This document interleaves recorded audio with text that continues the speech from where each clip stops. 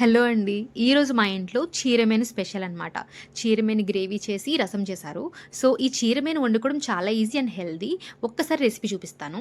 చీరమేను బాగా క్లీన్ చేసి అండ్ అందులో ఉప్పు, కారం, పసుపు అప్లై చేసుకొని మొత్తం మ్యారినేట్ చేసుకోవాలి కాసేపు. సో, తర్వాత మసాలా పేస్ట్ రెడీ చేసుకొని ఆయిల్‌లో మసాలా పేస్ట్ వేసి ఫ్రై చేసి సో, దానిలో మనం ఆల్రెడీ ముందుగా మ్యారినేట్ చేసి పెట్టుకున్న చీరమేను అందులో వేసి కొంచెం సేపు ఎక్కువ సేపు కలపకూడదు. కొంచెం సేపు మగ్గించాలి. మగ్గిన తర్వాత వాటర్ చాలా అంటే చాలా తక్కువ వాటర్ వేసుకోవాలి. ఎందుకంటే ఇవి చాలా తొందరగా ఉడికిపోతాయి. సో, వాటర్ ఎక్కువైతే మళ్ళీ మొత్తం పేస్ట్ అయిపోతుంది చేపలన్నీ. సో, లైట్‌గా వాటర్ ఏసుకోవాలి.